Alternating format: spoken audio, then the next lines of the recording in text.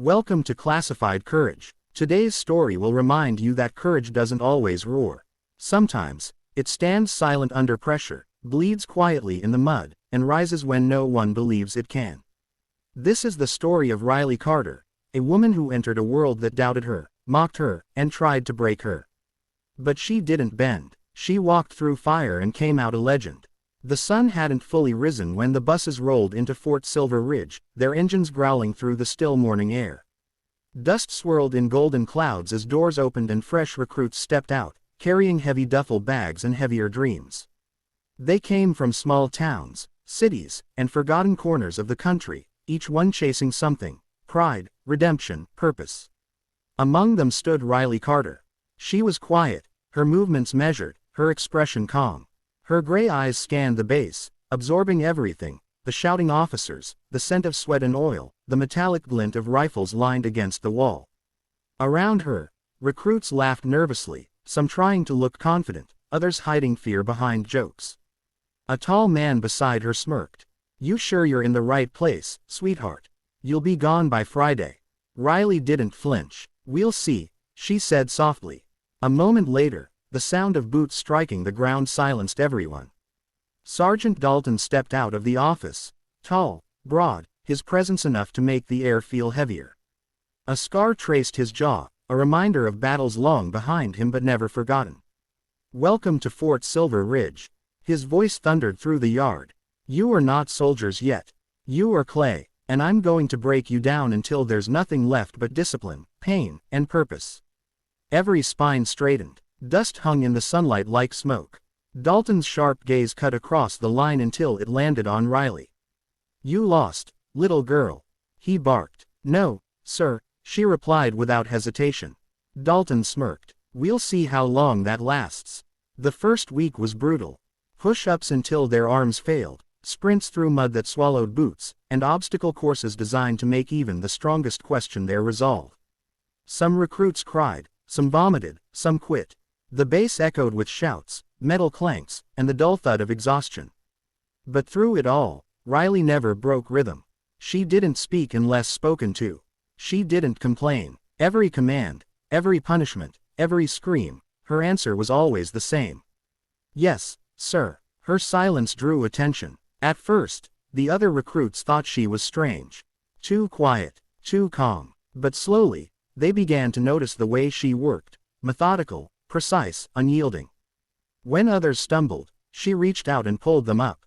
When nights grew long and bodies trembled from fatigue, she stayed awake, cleaning her rifle under the pale barrack lights. "She's trying too hard," Miller, the same tall recruit who mocked her, whispered one night. "She'll burn out." But she didn't. On the fifth morning, Dalton lined them up for the endurance run: 6 miles of uneven, rocky terrain under the merciless sun.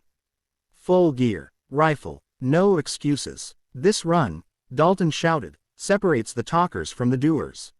Some of you won't finish. Some will wish you hadn't started." The whistle blew. Boots pounded against dirt, breath came in gasps, and the sound of determination mixed with pain. By the second mile, the sun turned cruel.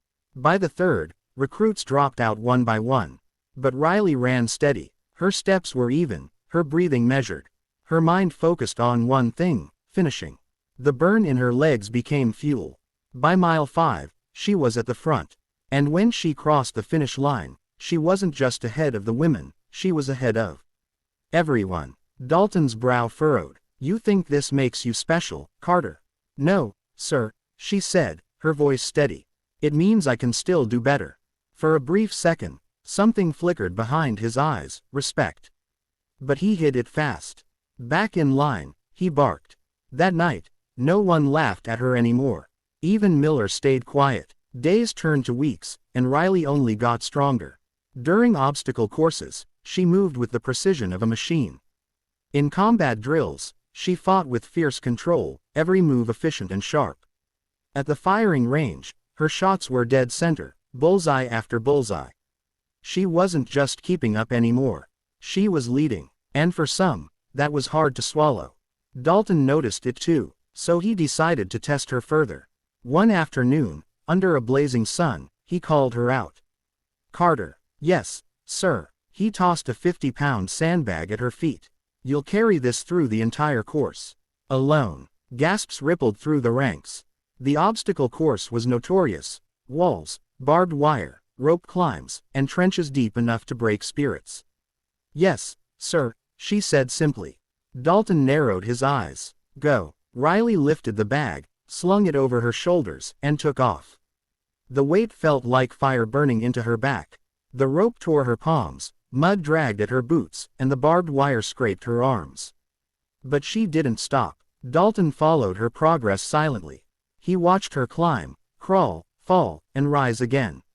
When she crossed the finish line, her uniform was soaked, her face streaked with dirt and sweat. For a long moment, Dalton said nothing. Then he nodded slightly. "Not bad, Carter," he said quietly. "Not bad at all." Behind her, recruits began to clap, hesitant at first, then louder. For the first time, Riley smiled. But the real challenge was yet to come, the survival test. 3 days, no tents, minimal food, just a map, compass, and each other. The recruits were split into teams. Riley's group included Miller and 3 others. The wilderness was unforgiving. Thick forests swallowed sunlight, rivers bit cold, and swamps clung to their legs like glue. When exhaustion hit, Riley carried extra weight without complaint. When one of them slipped down a hill, she went back, pulled him up, and kept moving. By the second night, the storm hit. Rain pounded against their gear, their fire died, and their map was a ruined mess. Miller threw his hands up. "We're lost. This is pointless." Riley took the soaked map, studied the faint lines under her flashlight, and pointed toward the ridge. "If we follow that line," she said, "we'll reach the extraction point by sunrise." Miller frowned. "You don't even know if that's right." "Then trust me." And they did. She led them through mud, wind, and darkness, step after painful step. By dawn, their uniforms were torn, their hands cut, but when the first light hit the clearing, the helicopter was there, waiting. Dalton stood by the landing zone, rain dripping from his cap. "Who led the team?" All fingers pointed to Riley. Dalton nodded slowly. "You did good, Carter." "Thank you, sir." He paused. "You remind me of someone I used to serve with. He never gave up either." "My father used to say the same," she replied softly.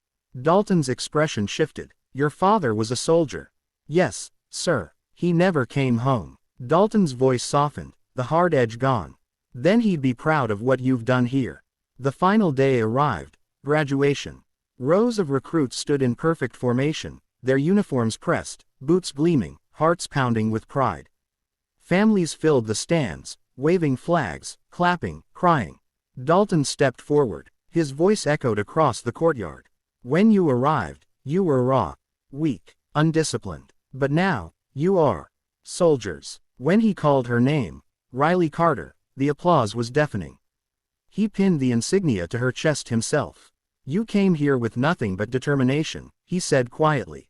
"And you turned it into strength. You didn't just survive this, you redefined it." "Thank you, sir," she said, her voice steady but her eyes shimmering. Dalton straightened. "You're dismissed, Sergeant Carter." As she walked across the field, the same ground that once echoed with mockery now carried the rhythm of her victory. Miller approached her, his tone humble. "I was wrong about you," he said. "You earned my respect." Riley nodded faintly. "You earned mine too." She stopped at the gate, the morning wind lifting her hair. She looked back at the barracks, the mud, the drills, the pain, the doubt, and smiled. She had come as the recruit everyone thought was too small, too weak, too quiet. But she was leaving as something else, a leader, a soldier, a symbol of resilience. Because courage isn't loud, it doesn't demand attention, it keeps moving when everything hurts. And as the flag over Fort Silver Ridge waved against the sky, every recruit who once laughed now whispered her name with respect. Because legends aren't born, they're forged in struggle, and Riley Carter had become one of them. Like, comment, and subscribe for more untold stories of courage, sacrifice, and resilience, only on Classified Courage.